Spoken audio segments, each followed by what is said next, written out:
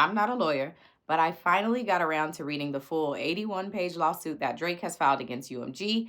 And in it, he gives 3 reasons as to why he's suing UMG and not Kendrick Lamar. So let me give you the recap. And it really comes down to money.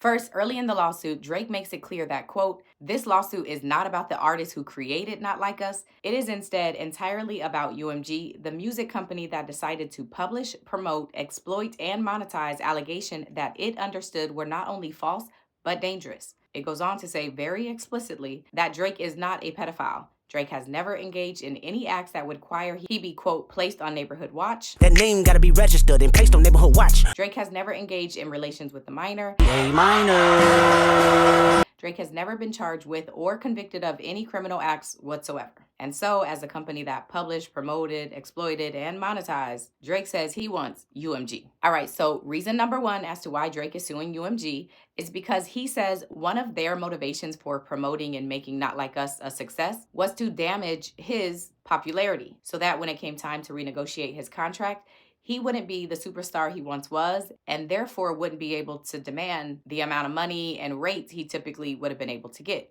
The lawsuit says that the rise of streaming platforms has given established artists more leverage and power in their negotiations. So Drake, for example, has been making music for a while. His success is well documented. He has hit songs. And so renewing a contract with him theoretically isn't much of a risk for a company like UMG. He's a pretty solid bet with a track record to prove it. So for that reason, established artists who knows what they bring to the table, has the numbers to back it up, and can understand how much a company can stand to make off of them, can demand a higher rate when they're negotiating a deal. Unless brand, reputation, and popularity of that established artist is all of a sudden tarnished or damaged. Now that artist isn't able to demand that high rate that they once were able to, and now the company has more leverage when negotiating their contract and can maybe get that artist to sign at a discounted rate. So that's what Drake and his team are saying happened here. They say UMG was motivated to make Not Like Us a hit because it devalued Drake's music and his brand, which would allow them to renew his contract at a price that's more favorable to them.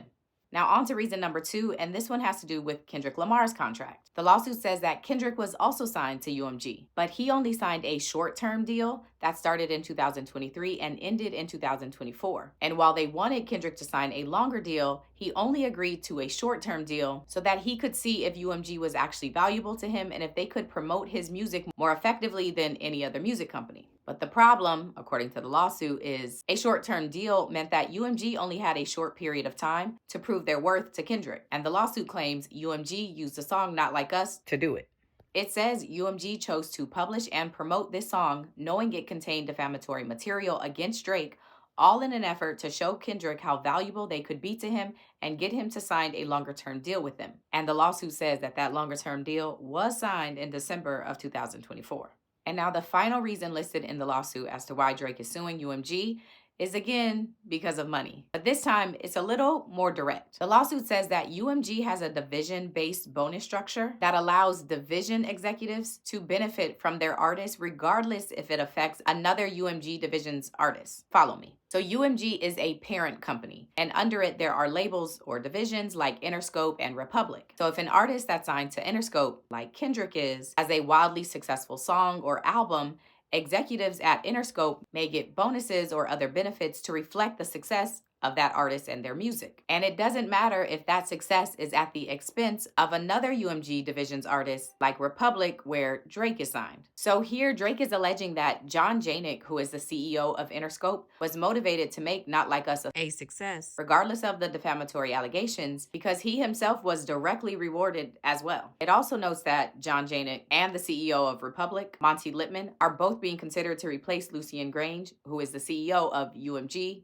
the parent company. Some other things worth noting from the lawsuit is that Drake and his team point out UMG and Lucien Grange should specifically know the harm and seriousness of publicizing defamatory claims because they were recently listed as defendants in one of the lawsuits against Diddy. In that Diddy lawsuit, UMG and Lucien Grange were accused of aiding and abetting Diddy while he committed heinous and widespread acts of violence against minors. Lucien and UMG's legal team immediately filed a motion to have the case dismissed against them and argued that the accusations were offensively false, and if they were not in a court document, they would be considered defamation. Lucien specifically said that the allegations against him in the lawsuit were knowingly and maliciously false, and defamatory, and that, quote, a single lie can destroy a reputation of integrity, and while it takes years to build a reputation, it can be ruined in 5 minutes. So again, Drake's point here is that even though they just had to fight off their own allegations, that still wasn't enough to stop them from releasing, promoting, and re-promoting a song that had similar allegations about one of their own artists. And the lawsuit says that when Drake confronted UMG about all of this, they refused to do anything about it. In fact, the lawsuit says that UMG told Drake that if he sued them, they would just in turn sue Kendrick Lamar, and imply that then Drake would be made fun of for looking like he sued another rapper over a rap battle.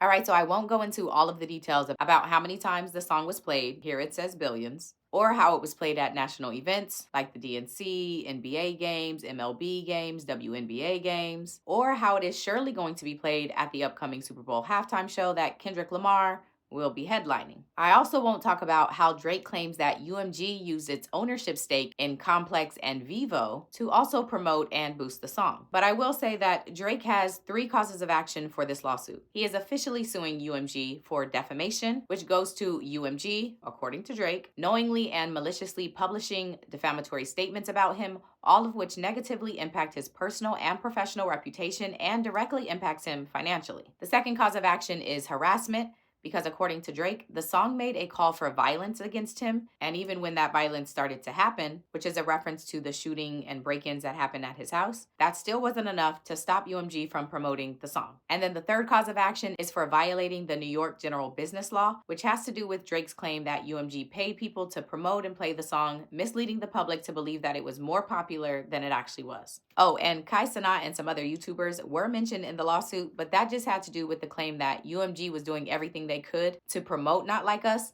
including whitelisting the song or like removing the copyright from it on YouTube so that streamers could play the songs on their videos and still get monetized. All right, so now that you have that context, tell me what you think. Does Drake have a point, or is he still just mad he lost the battle?